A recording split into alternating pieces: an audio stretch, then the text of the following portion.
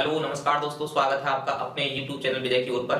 तो आइए आज करते हैं अपने नंबर सिस्टम की कुछ सवाल हैं, तो इन्हें मैं लेकर आया हूँ आपके सामने। तो आपको समझिए, ये आसान से सवाल है, ज्यादा टफ सवाल नहीं है। बस मैं आपको सिखाने की कोशिश करूंगा कि अगर इस तरह के क्वेश्चन पेपर में आते हैं तो किस तरह से आप करोगे, ठीक है ना। तो सिंपल सिंपल सवाल है। देखो, 3 लगातार प्राकृतिक संख्याओं का योग 21 है, तो सबसे बड़ी संख्या ज्ञात करनी है। तो ऐसे ये 2-3 सवाल मैंने लिख रखे हैं, तीनों सवाल देखो किस तरह से करेंगे।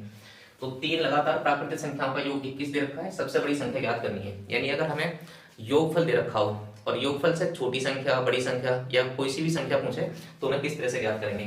तो एक बात आपको याद रखनी है कि अगर योगफल दे रखा है और जितनी संख्याओं का योगफल दे रखा है उतनी ही संख्याओं से अगर उसे भाग दे दिया जाए तो फिर बीच की संख्या निकल कर आ जाती है, ठीक है ना। क्या याद रखना है कि अगर कितनी भी संख्याओं का योगफल दे रखा है और उन्हें उस योगफल को उतनी ही संख्याओं से भाग कर दिया जाए तो क्या आ जाएगा, बीच की संख्या निकल कर आ जाएगी। तो हमारा योगफल कितना दे रखा है, 21 दे रखा है। और कितनी संख्याओं का योगफल है, तो ये 3 लगातार प्राकृतिक संख्याओं का योगफल है। अगर मैं 3 से भाग कर दूं तो क्या आ जाएगा, बीच की संख्या आ जाएगी, ठीक है। ये बात याद रखनी है, यानी 3 से मैंने भाग करा तो ये क्या आ जाएगी, 7 आ जाएगा। तो ये क्या आ जाएगी, बीच की संख्या, ठीक है ना। ये बात बस याद रखनी है। तो ये क्या हो जाएगी, बीच की संख्या, बीच की संख्या। अब 7 अगर बीच की संख्या है और कैसी संख्या है, ये 3 लगातार प्राकृतिक हैं, तो इसका मतलब है एक संख्या इससे पहले होगी और एक संख्या आगे होगी। यही तो होगा ना, यदि 3 लगातार प्राकृतिक संख्या है तो ये अगर मैं 3 से 21 योगफल को भाग देकर बीच की संख्या आ गई तो एक इससे पीछे बैठी होगी और एक इससे आगे। तो पीछे वाली संख्या क्या होगी, प्राकृतिक संख्या लगातार कैसे चलती है, एक एक के अंतराल से। तो 7 से पहले कौन सी नंबर बैठी होगी, 6 बैठी होगी। और 7 से आगे कौन सा नंबर बैठा होगा, 7 से आगे नंबर बैठा होगा 8। तो इस तरह से अपनी अगर सबसे छोटी संख्या पूछे तो छोटी भी निकाल सकते हैं और बड़ी पूछे तो बड़ी भी निकाल सकते हैं। तो इसमें सबसे बड़ी संख्या पूछिए तो सबसे बड़ी संख्या कौन सी हो जाएगी, 8 हो जाएगी, ठीक है ना। अगर हम इन 3 संख्याओं को जोड़ेंगे तो योगफल अपना कितना हो जाएगा, 21 हो जाएगा, ठीक है। तो इस तरह से हम कर सकते हैं, ठीक है। बेसिक तरीका क्या होता है, बेसिक तरीका होता है कि भी 3 संख्या मान लो, एक x प्लस 1 और एक x प्लस 2, ठीक है ना। ये 3 संख्या मान ली, इनका योगफल कितना दे रखा है, 21 दे रखा है। तो योगफल के योग बराबर योगफल लगा दो। अब इन्हें जोड़ेंगे तो कितना हो जाएगा भाई, ये जोड़ेंगे x कितना हो जाएगा, 3x हो जाएगा। और ये 1 और 2 कितना हो जाएगा, 3। 21 में से 3 घटा देंगे तो कितना हो जाएगा, 21 में से 3 घटा देंगे तो 18 और 3 से डिवाइड करेंगे तो कितना हो जाएगा, 6। तो x का मान कितना आ गया, 6। यानी पहली संख्या कितनी है, 6। x प्लस 1 मतलब 7 और x प्लस 2 मतलब 8। तो इस तरह से भी हम इन संख्याओं को निकाल सकते हैं। यानी बेसिक तरीका ये वाला है। तो आप क्या करोगे, बेसिक तरीके से करोगे तो अगर संख्या ज्यादा दे रखी है, 3 4 5 से ज्यादा दे रखी है तो फिर वो सवाल टाइम लगा देगा और होगा ना जल्दी में। तो जल्दी से करने के लिए आप इस तरीके का इस्तेमाल कर सकते हो, ठीक है ना। तो इसी कॉन्सेप्ट पे ये बाकी जो सवाल है अपने करते हैं। देखिए, 5 क्रमागत सम संख्याओं का योग 250 है। कितनी संख्याओं का योगफल है, 5 संख्याओं का। तो हम क्या करेंगे, इसे 5 से ही भाग कर देंगे और 5 से अगर भाग करेंगे तो कितना आ जाएगा, 5 25 और एक 0 है तो कितना आ गया, 50। 5 से भाग करा तो इसका मतलब है ये क्या आ गई, बीच की संख्या आ गई, ये आ गई बीच की संख्या। और हमें कितनी संख्या 5 करनी है, तो इसका मतलब है 2 संख्या इससे पहले होंगी, ठीक है ना, और 2 ही संख्या इससे आगे होंगी, तभी तो 5 हो पाएंगे। यानी 2 इससे पहले होंगी और 2 ही इससे आगे होंगी। ये ध्यान रखना है कि ये संख्याएं चल कैसी रही है, यानी श्रृंखला कैसी है।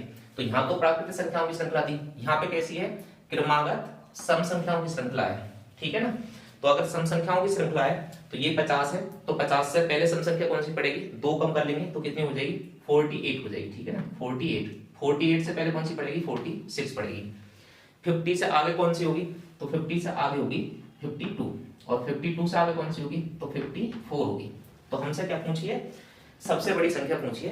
तो सबसे बड़ी संख्या कौन सी होगी, 54 हो जाएगी, ठीक है ना। तो ये आसानी से इस तरीके से आप निकाल दोगे, ठीक है। चलो इस तरह के सवाल, ये वाला तीसरा सवाल देखते हैं। तीसरा सवाल है, 5 क्रमागत विषम संख्याओं का योग 145 है और सबसे छोटी या बड़ी संख्या कोई सी भी निकालना, हमें क्या करना है, ये देखना है कितनी संख्याओं का योगफल है, तो 5 संख्याओं का योग है। 5 संख्याओं का योग है तो हम क्या करेंगे, इसे 5 से डिवाइड कर देंगे और 5 से डिवाइड करेंगे तो कितना आ जाएगा, 5 दूनी 10 और 5 9 45, ठीक है ना। 5 दूनी 10 और 5 9 45 कितना आ गया, 29 आ गया। तो 29 आ गया तो क्या आ गया, बीच की संख्या आ गई। अब कितनी संख्या करनी है हमें, 5। और कैसी संख्या करनी है, विषम संख्या लेके चलनी है। तो इसका मतलब है कि भी 2 तो इससे पहले होनी है, ठीक है ना, 2 तो इससे पहले होनी है और दो ही इससे क्या होंगी, दो ही इससे आगे होंगी। बस ये बात याद रखनी, दो ही इससे पहले और दो ही इससे क्या होंगी, आगे। 29 से पहली विषम संख्या कौन सी होगी, तो 29 से पहले विषम होगी 27, ठीक है ना। ये भी दो के अंतराल से चलती है विषम संख्या भी। विषम संख्या कौन सी होती है, जो दो से ना कटती है, ठीक है ना। और सम संख्या कौन सी होती है, जो दो से कट जाती है। तो 27 से पहले कौन सी होगी, 27 से पहले होगी 25। अगर बात करें 29 से बाद की, तो कौन सी होगी, 31। और 29 से बाद की, 31 से बाद की कौन सी होगी, 33 होगी। तो इस तरह से हम पांचों की पांचों संख्याएं आराम से याद कर सकते हैं। बड़ी पूछिए तो 33 है, और अगर इसमें सवाल में कौन सी पूछिए, छोटी, तो हमारा आंसर कौन सा हो जाएगा, 25 हो जाएगा। तो इस तरह से ऐसे सवाल अगर कभी करने हो तो ऐसे आराम से किए जा सकते हैं, ठीक है ना। तो ये तो बहुत बेसिक से सवाल थे, बहुत ही सिंपल सवाल। तो आइए दोस्तों, इस तरह के 3 सवाल और करते हैं, ठीक है ना। तो ये चौथा सवाल और पांचवा, ये 3 सवाल और हैं, 3 सवालों को करेंगे, ठीक। तो आइए देखो, ये है 4 क्रमागत सम संख्याओं का योग 36 है, तो सबसे बड़ी संख्या ज्ञात करनी है। तो हमें क्या करना था, मैंने क्या बताया था कि भी जितनी संख्याओं का योगफल दे रखा हो उतनी संख्याओं से अगर भाग कर दो तो बीच की संख्या निकल के आ जाएगी, ठीक है ना। तो ये कैसी संख्या है, सम संख्या है। कितनी संख्याओं का योग है, 4 का, तो हम योगफल को 4 से भाग कर देंगे। अगर हम योगफल को 4 से भाग करेंगे तो कितना आ जाएगा, 4 9 36, ठीक है। कितना आ गया, 9 आ गया। अब ध्यान रखने वाली बात ये है, मैंने क्या बताया था कि अगर योगफल को उतनी संख्याओं से भाग कर दोगे तो बीच की संख्या आ जाएगी। तो ये सही में तो बीच की तो संख्या है भाई, बीच की संख्या तो है, लेकिन ये क्या सम संख्या है भाई। आपने 4 से 36 को भाग करा, 9 आया, तो ये बीच की संख्या तो है, लेकिन क्या ये सम संख्या है, तो सम संख्या नहीं है, ठीक है ना। ये कैसी है, विषम। तो हमें तो कैसी फाइंड आउट करनी है, सम संख्या फाइंड आउट करनी है। तो इसका मतलब है कि 4 करनी है तो 2 तो इससे पहले होंगी, ठीक है ना। कितनी होंगी, 2 इससे पहले, और 2 ही इससे बाद में होंगी, ठीक है ना, इस तरह से। तो ये 4 संख्या, ये वाली ना बनेगी, ये होगी तो बीच में, लेकिन ये सम संख्या ना होगी। तो 9 से पहली सम संख्या कौन सी होगी, तो 9 से पहली सम संख्या होगी 8, और 9 से आगे की संख्या जो सम संख्या होगी वो कौन सी होगी, 10। तो इस तरह से ये 2 संख्या मानी जाएंगी जो 9 से इधर होगी और इधर होगी, ठीक है। तो 8 से पहले कौन सी होगी, हमें तो 4 करनी है, तो 8 से पहले कौन सी होगी, 6, और 10 के बाद में कौन सी होगी, तो 12 होगी। तो इस तरह से सबसे बड़ी संख्या पूछ रहा है, तो सबसे बड़ी संख्या कौन सी है, 12 होगी, जिनका योगफल कितना बैठेगा, 6 8 10 12 का योगफल कितना बैठेगा, 36 बैठेगा, ठीक है ना। तो इस तरह से सबसे बड़ी संख्या कौन सी हो जाएगी, आंसर हो जाएगा अपना 12, ठीक है ना। तो ये 12 आंसर है। इसी तरह से ये वाला सवाल है, 6 क्रमागत विषम संख्याओं का योग कितना है, 180। कितनी संख्याओं का है, 6 का। तो हम 6 से भाग कर देंगे तो कितना आ जाएगा, 6 3 18, कितना आ गया, 30 आ गया। 6 3 18 कितना आ गया, 30। लेकिन ये कितनी है, क्रमागत विषम संख्या है। तो ये क्या विषम संख्या है, ये बीच की संख्या तो है लेकिन विषम संख्या ना है। तो हमें कितनी करनी है, 6। तो इसका मतलब है कि भी 3 तो इससे पहले होंगी, ठीक है ना, इस तरह से, और 3 ही इससे आगे होंगी, ठीक है, इस तरह से। तो 30 से पहले जो विषम संख्या होगी वो कौन सी होगी, तो 30 से पहले विषम संख्या है 29, 29 से पहले कौन सी होगी, 27, और 27 से पहले कौन सी होगी, 25। इसी तरह से 30 के बाद में जो विषम संख्या है वो 31, 31 के बाद में कौन सी है, 33, और 33 के बाद में कौन सी विषम संख्या है, 35। तो हमसे कौन सी संख्या पूछ रहा था, सबसे छोटी संख्या पूछ रहा था। तो सबसे छोटी संख्या कौन सी हो जाएगी, 25। तो ऐसे केस में इस तरह से आपको जवाब देना है। इसी तरह से अगर ये छठा सवाल है कि 6 क्रमागत सम संख्याओं का योग कितना है, 102 है, तो हम क्या करेंगे, 6 से भाग कर देंगे। 6 से भाग करेंगे तो कितना हो जाएगा, 6 एकन 6, और 6 एकन 6 कितना बचा, 4, और 42, 6 7 42, तो कितना आ गया, 17 आ गया, ठीक है ना, 17 आ गया। 17 6 कितना होते हैं, 102। तो हमें कैसी चाहिए, सम संख्या चाहिए। क्या ये सम संख्या है, तो सम संख्या नहीं है। इसका मतलब हमें सम संख्या ज्ञात करनी पड़ेगी। तो 17 से पहले सम संख्या कैलकुलेट करनी है, और कितनी करनी है हमें, 6। तो 3 इससे पहले होंगी और 3 ही इससे आगे होंगी, ठीक है ना। ये बात आपको याद रखनी है। अब 17 से पहले सम संख्या कौन सी होगी, तो 17 से पहले सम संख्या होगी 16, 16 से पहले कौन सी होगी, 14, और 14 से पहले कौन सी होगी, 12, ठीक है ना।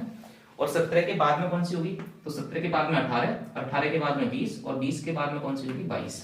तो इस तरह से हम प्रत्येक संख्या को निकाल सकते हैं। तो 6 संख्याएं, तो छोटी पूछे तो छोटी बता सकते हैं, चौथी पूछे तो चौथी बता सकते हैं, और लास्ट की पूछे सबसे लास्ट की सबसे बड़ी संख्या, तो हम कोई सी भी संख्या कुल मिलाकर निकाल सकते हैं, ठीक है ना। तो 6 क्रमागत सम संख्याओं का योग कितना, 102, और हमें अगर सबसे बड़ी संख्या ज्ञात करनी है तो कौन सा आंसर होगा इसमें, 22। तो इस सवाल का आंसर जो होगा वो क्या होगा, 22। तो ऐसे अगर सवाल आपके पेपर में आते हैं तो आप इस कॉन्सेप्ट के आधार पर कर सकते हो, ठीक है ना। तो ये इतने सवाल हैं, आप बताना कि ये वीडियो आपको कैसी लगी। और ये सिंपल से सवाल थे, ज्यादा टफ सवाल तो है नहीं, ठीक है ना। तो फिर भी आप जो लोग बेसिक से तैयारी कर रहे हैं, अपना समझना चाह रहे हैं, उनके लिए तो ये काफी है नहीं। तो इसी के साथ आज की अपनी क्लास यहीं पे एंड करते हैं, और मिलते हैं आपसे नेक्स्ट क्लास में जल्दी ही।